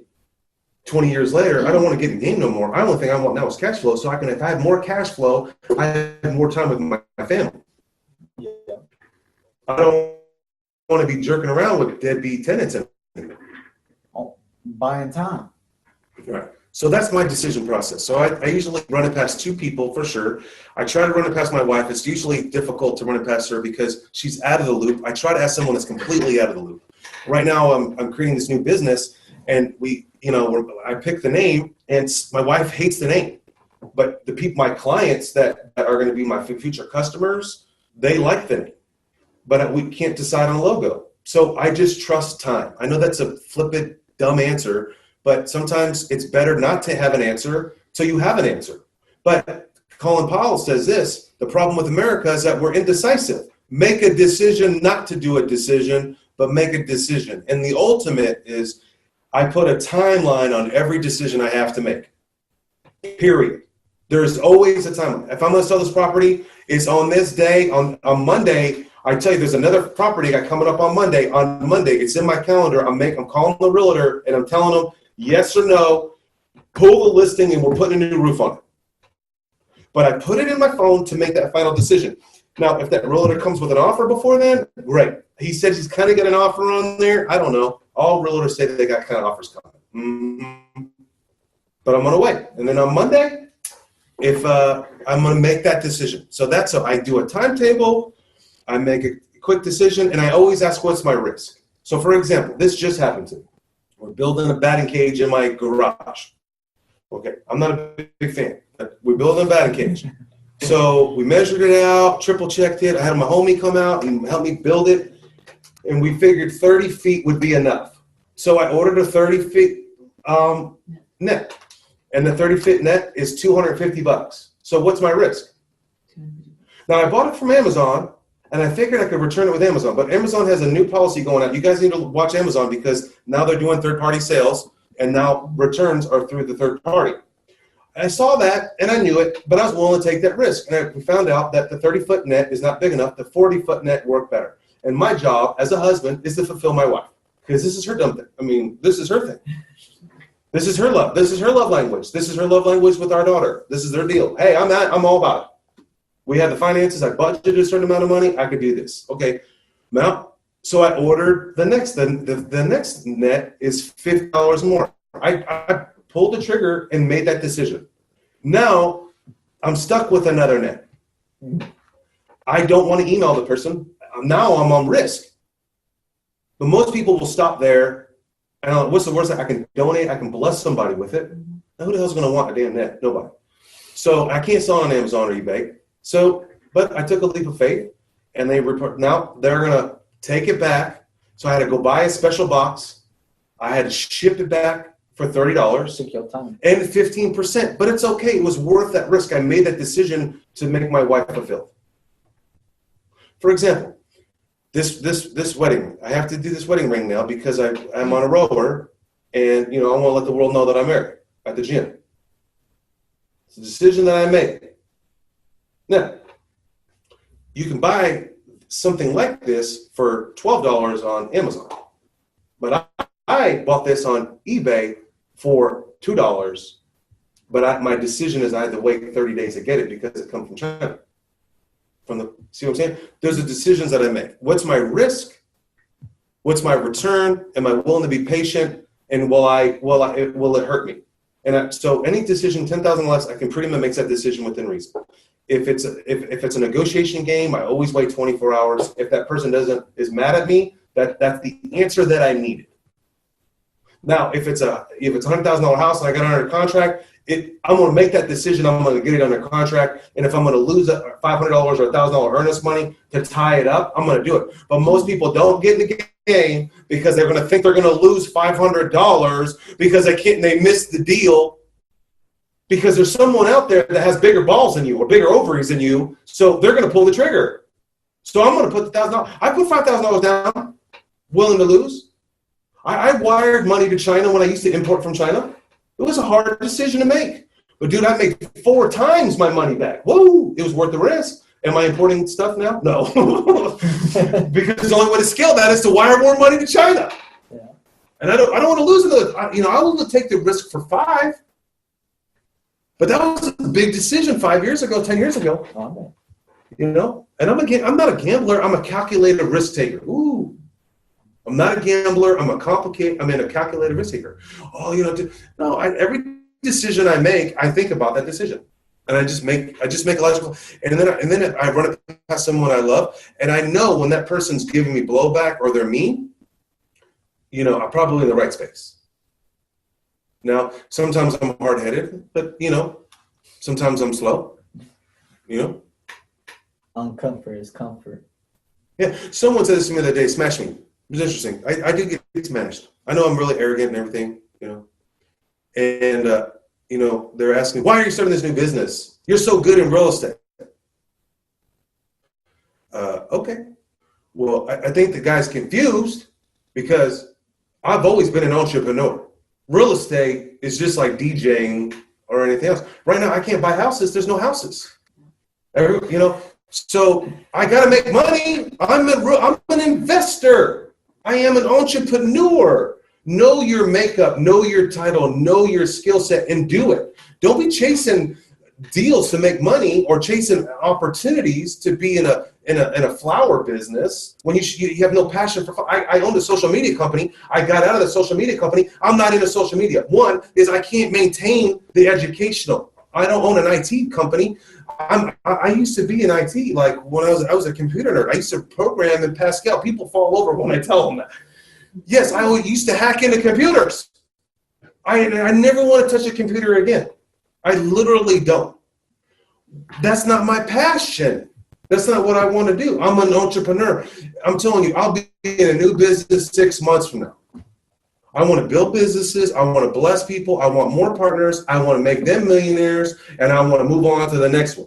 Don't call me when the thing blows up and I'm not doing any more work. That's my new line in my new LLC. My position is this. Your position is that. This is what I do. This is what I do. Now, when the company gets to this level, don't be mad that you're doing all the busy work while I put the money in and got this part. I'm clear now. Before, I've been hurt in this area. He doesn't do anything. Well, they forget where the money came from. Well, it took me 20 years to get to the money. No one saw that I didn't eat, I ate beans and rice, or I had diarrhea. I had to go work for a plumber for a whole summer to pay this dude back $200. No one knows that I dig in shit all day. He would make me climb up to the top of the house and pull the freaking thing up there. No one saw that. No one knows there's 110 degrees on a roof. They don't see the struggle. They don't know. Oh, he's just so successful. He owns 140 houses, right? But then, so I have an extra 20,000, and I take that 20,000 and I put it into business, and and that business is somewhat successful because of the knowledge that I failed before. But now they're mad that it's successful and I'm not involved, right? So that's why you can choose your partners wisely. That's why you just gotta stop apologizing to people. Do what you want to do. People are going to hate you, be jealous of you, get used to it. Just get used to it. And, someone brought this question up to me yesterday. They're like, some people don't disclose. Listen, people can find out anything. I blew this dude's mind today. I showed him, where his girlfriend was in high school. I got her number. I got his phone number. I got his address, every single address where he lived, for free on a free website. And I put my number, I put my name in there, and it showed my phone number, it showed where I lived. So why do I need to hide? Why do I need to lie? What's the point? What's the point? So this isn't necessarily directly related to the book, but Josiah asks, what do you do if you start losing passion for something you were once passionate about? Shut it down. Sell it. Move on. Accept it. It's like a bad girlfriend, bad boyfriend. This is oh man, this is a good one. This girl, whoever this is, that's a good question. Let me tell you how I used to do it. So there's men and women that are the survivor people. They try to help the other spouse, or they know they're bad. They think they can fix them. Like they're abusive. Okay, they're abusive, and they think that they can help them. Okay, and so I was in a relationship. And I dated this gal, and I learned this one lesson. I put in my phone 6 months. We were dating for 3 months. It's getting serious. Don't date unless you're going to get married. So get that out of the way. All right, you're wasting time if you're having sex with this person and you think that's all, that you're dumb. Okay, yeah. So you're dating this person. It should be about 3 months. You kind of know that this is the person that you want to maybe be married to, and you got to be physically attracted to this person too, right? And you gotta have the same likability. Now, my wife has no interest in real estate. Praise the Lord, but she don't have any interest in it. I kind of like that. But the reality is, I got my phone. I like this girl. She was a homemaker. She was phenomenal. She's everything. But the drive, the entrepreneur, go get it. She didn't have that, or she didn't push me. I didn't want her to push me. I put in my phone. I said 6 months from that day.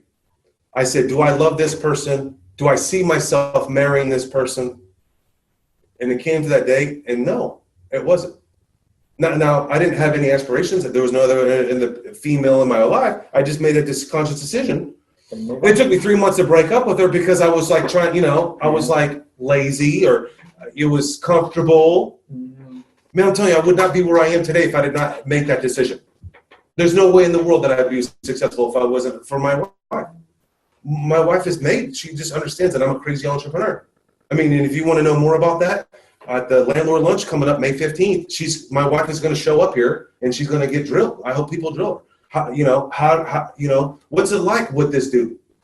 Or how'd you get on board? I told her the answer and she didn't like that answer. No, I'm going to come solve that answer. I said, I read Rich Dad Poor Dad to you. No, I read Rich Dad Poor Dad before that. Oh, okay. She put me in my place. So my wife's strong. She's a strong woman, but she's also has the ability to not be involved. If she doesn't want to be, I don't care. She knows what we do, but I don't call her I don't come home, we bought another crib today. I don't even tell her anymore. Or I just got out of court and I got sued again. Or I had to evict this dude and ripped out everything, and then all my wiring got stolen out of the house, cost me another 5 G's. And we're all going to go hell and go die. No, I don't say that to her. I'm like, yeah, it was a good day. That's just what it is. This is what there's no reason to bring fear into my wife's life, right? That's not her. That's not what it is. All right, let's get to this one. This is on page 124, and this was really good. So we're inundated by email. So this is a pretty decent. You've probably heard this stuff about email and stuff, but I read these points and they're in there, and it was very powerful about how to handle your email. And I was like, okay, I think this would be very valuable. This is, first of all, and a lot of these techniques I do. So but I picked up some nuggets here. It says label your emails for fast retrieval. So every email I have rules set up. When someone does something in my Savvy company, it goes into a Savvy folder. So it's already labeled Savvy. If something comes in from this specific person, my realtor, this one specific realtor that I work with in Florida, it goes to that folder for that folder. So when I'm ready to look in Florida, I go to that folder and all my leads are in there. Okay. Set up your rules so your emails can sort themselves. That's what I was explaining. You can do this through Google. It's very easy. It's labeling. You can create rules or filters. Maybe if something's interested to you, we can set up a technology class. Archive all your emails so that you can focus. So I just do right swipe. I don't hit delete. I just archive everything. All my emails are saved. Color code your emails for visual cues. For priority, I do that in my calendar. Use a reminder tool so that your important emails change resurface. So in Google, this just happened. Someone emailed me 4 or 5 days ago. I'm sidetracked, family life, and I clicked an important, and Google reminded me, have you seen that in there? Hey, you forgot to reply back to this guy. Definitely mark that as a priority. Use a reminder tool to important emails. Convert emails into tasks. I do that. There's widgets or extensions on Chrome that does that. So do that. Track your email so that you can. Okay, so I don't know if you know this, but this is how I scale my business on this one technique. So this is powerful. Okay, so I'm just going to read it and then I'm going to explain. Create email templates so that you can rapidly send common messages. No. Okay. I do that in my job. Okay. Well, in Google, it's called, write this down, canned responses. CANNED responses. Okay. So it's embedded. You got to turn it on under labs. But my property management company, we do this. When, hey, is this house available? She clicks a button and it emails them all the details. Okay. We have, it's called a canned response. So just Google up Gmail canned response and you'll know. Okay. I used to do that for Craigslist. So I love negotiating. I negotiated the flea market. I'm going to Mustang this weekend. Hopefully, there's a big nationwide garage sale. It's going to be a negotiation hour. Take my children. I'm going to go negotiate for a while up in Mustang. And when I negotiate on Craigslist, I have a form. When I go to an item that I want, I click my create response, and it just melts them on. I already start leading them, kind of creating an atmosphere and why I'm buying their item. It's like, do you still have the item available? Blah, blah, blah. Limit your emails to 5 sentences or less. I would go a little bit more harder than that. And the way we communicate in our office, we only write in the subject line, the message. If I can't write that message in the subject line, I don't read nobody's body. If you send me an email more than 2 or 3 sentences, I don't read your email. I will, and if it's important, I forward it to my staff and they read it and they say, what do I need to do? I don't read them. It says in the book, it says, limit your emails to 5 sentences or less.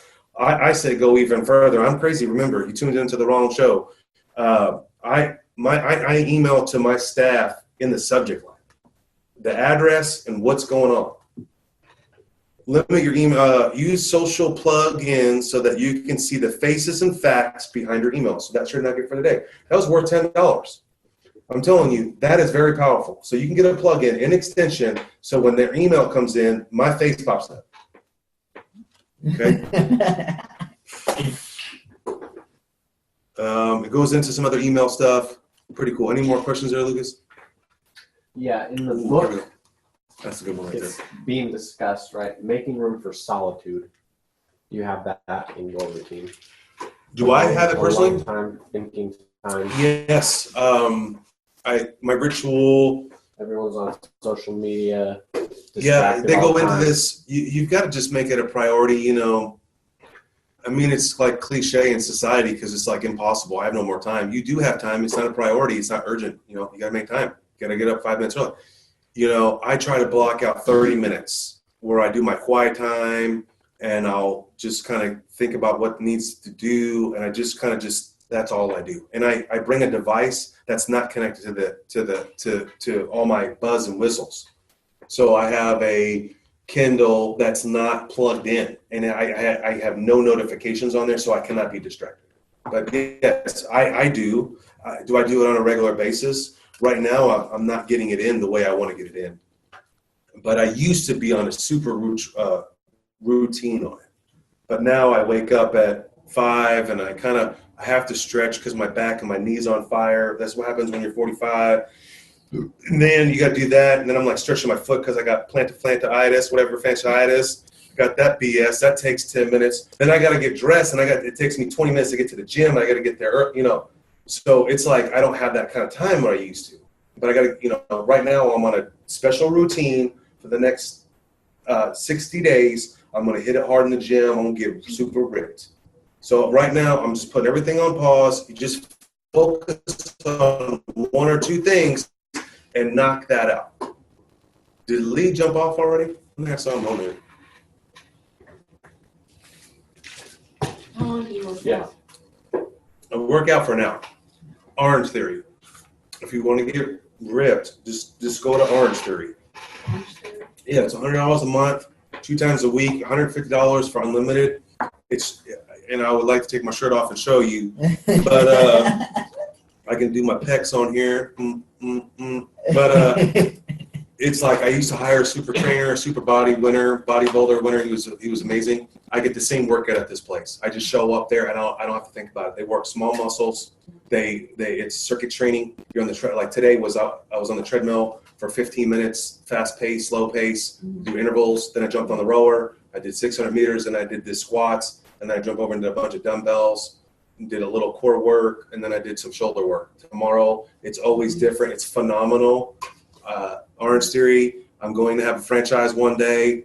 If you have any interest in owning a franchise with me, if you got money, I'm in. I want to open Orange Theory. I can tell you what markets I want to go to. I'm ready. All right. It's super successful. There's 1,000 people in Edmond who go to one location. They make $50,000 a month. Everybody's going to have an Orange Theory. It's okay. I don't need Orange Theory. I don't need money, right? It's just a challenge. I just believe in that product. I have a passion for health. Yeah. And the reason is like, I'm so uneducated about health and nutrition and fitness. And Jim Rohn says this, you know, the greatest gift he got from his family was nutrition. I mean, I could pass on houses. You know, they're going to sell them, right? But the only thing I can pass on is to teach them. I teach them to make money. I don't teach them about real estate. You don't give them a fish. I don't teach them real estate. They know we own houses. They don't care. They just want money. Because money does stuff. Money's like oxygen. Yeah. So you teach them how to make money, teach them value money. I teach them to live on 70%.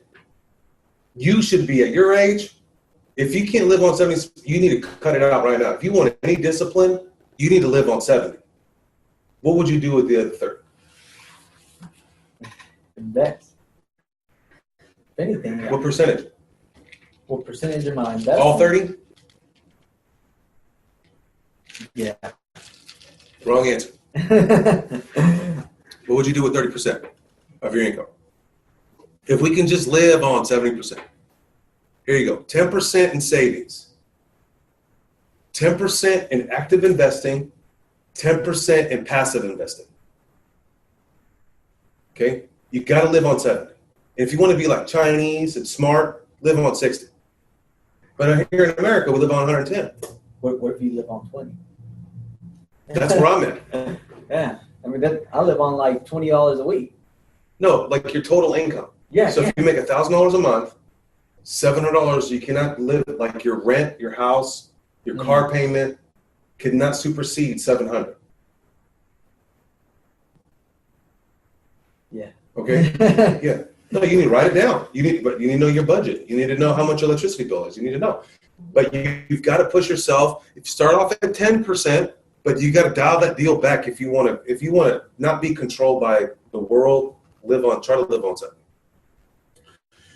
So on page 126, it says, this is a common thing. It's like, know your goals, okay? Many of us have a running list of things we'd like to accomplish, and the vast majority of these things are simple tasks. Organize my desk, email Fred about the deadline, send invoices. Above that, we have an ever-evolving list of objectives, plans, and aspirations that are harder to wrap our heads around because they require a host of complex actions and involve multiple milestones over time. These complex goals are elusive, subject to the ebb and flow of our time, energy, and opportunities. Some of us want to write a book. Others want to visit Peru. Still others want to meet a personal idol. Future business, charities, even relationships get lost simply because these are things are difficult to attack and tasks every day. In order to make your inbox a catalyst to achieve these goals, you've got to put them in line of sight. Every 4 months or so, identify my 2 or 3 complex goals and tape them in front of my desk as a constant reminder. I do that. I get sidetracked. Everybody chases the shiny toy thing. Yeah. I'm working on a new seminar right now, and I don't know if that seminar going to bring me to my goals and aspirations. What are my goals? Do I want to take down houses? What am I trying to do? All right, so we're wrapping this up. So here's my last final notes. Okay, cover that. Capture every commitment. Okay, there's something that's somewhere in the book. I don't remember. This is early in the book that I got, and I took these notes. It says we need a capture of the commitments that we make personally. We need to write it down in our calendar. So if you really want success, you've got to commit to it, and you've got to capture that commitment.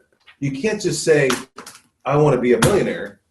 Like, you got to write it down, and I want to be a millionaire. Okay, then how? How often should you write? Well, I'll tell you, here's another great book, Be Obsessed or Average. I got really convicted with that book. It's Grant Cardone, and we should probably add that to the list. He was like, every day he rewrote it. Napoleon Hill talks about it. Everyone talks about it. You've really got to write it down every day. He had a tablet by his bed, and he wrote it down every day. The guy's a baller. I mean, I know when I focus on my goals, they come like, my goal is this. What did I do today to work on that goal? My goal is to make $300,000 for Sabbath. How am I going to get there? Well, that's why we're doing this book club. Maybe someone will talk about me somewhere. This guy's awesome. Listen to his radio show, and they do the radio show, and they come, but I don't know, right? But that's one of my small pieces is this book club. And then we tried to charge for the book club, and then we didn't charge. Then no one showed up, and then and then we're just trying to figure it out. But I'm working towards my bigger goal of 300. Now, at a certain time, it's not going to work. Like, then I have to narrow it down. How could I really make money? Yeah, switch it up. Yeah, switch it up. What's important to you? Okay, this is something that's very critical that I learned as well in the book, is like, with your correspondence that you work with, if you're helping somebody work, you got to have hard edges, he says in here. You got to have, or whoever it is in the book, you got to have set severe deadlines and stop being wishy-washy. Like, we're ending this thing right now. It's 9:00. I said 7 to 9. We got to have hard edges, because if you have lofty edges, you're going to continue to overflow, and that's going to overflow into our area. Well, it's 1,200 calories, Stephen. It's 1,200. If you eat that cheeseburger, that's going to bring 1,300 calories. No, you've got to have hard edges. That's one powerful thing.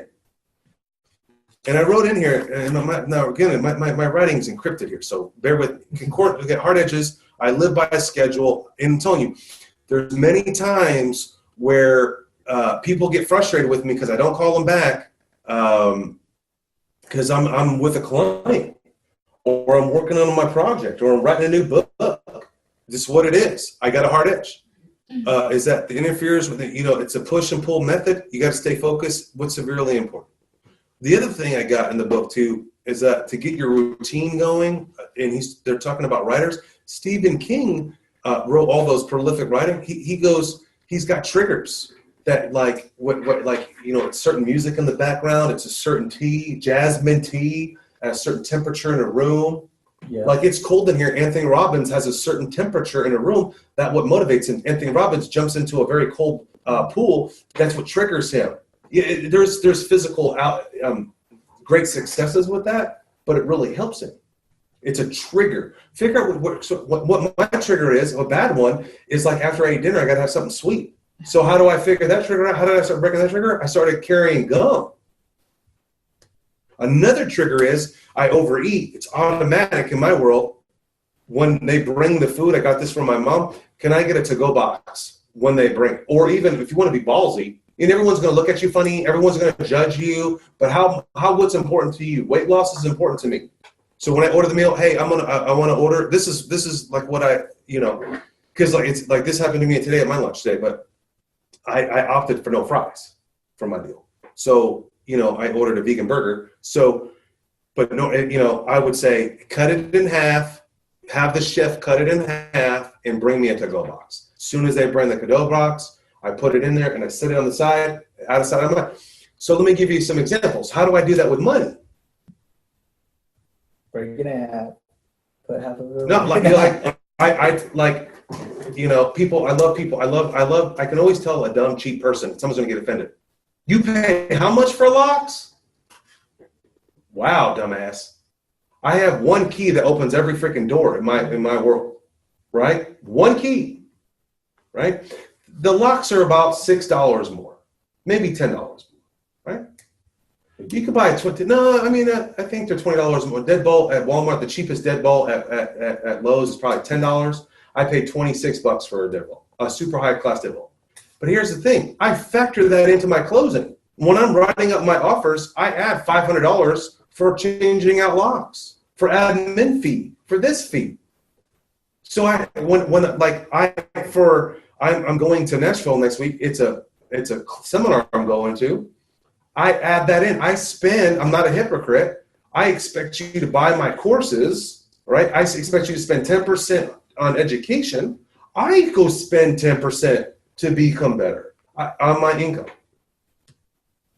Yeah. I allocate it. If I was starting a new business and I want to, my goal is to ramp up my business, and man, Facebook marketing is going to work. Okay. I would say every sale, if each sale was $300, I would take 5%. There's a mathematical equation here. Some people take 3%. I take 10% because I'm aggressive. Every sale I make, if I make three, I would take $30 and transfer it out. I have about 15 bank accounts. They're all allocated for different things. I have one just for deposits. I have one just for taxes. I have one for just specific savings. I have one for emergency fund. I have one for emergency. It's allocated. And we don't debate. You've got to be that disciplined. All right, that was it. Book club number 1 in the books. Bang, bang. Any questions? Any last minute questions? No more questions out there? Well, if you like the book club, bang, bang. Well, I would have had the new book here. I ordered it. I'm trying a new system. I'm taking the physical and the audio and the Kindle. And I'm like spending $30 here. But the next book next month, and I should be here, I will be here, it is Atomic Habits. James Clear. I would have had it here, but my wife is reading it, and it's rocking her world. I've read it halfway already, and I paused on it to read this book. It's a phenomenal book. It will be a life changer book. You need to get it, and we've already did the first book. Thanks for listening to the Savvy Radio Show. Glide online and listen to our other motivating episodes at savvyradioshow.com. Connect on Twitter at LandlordBook and always be buying assets.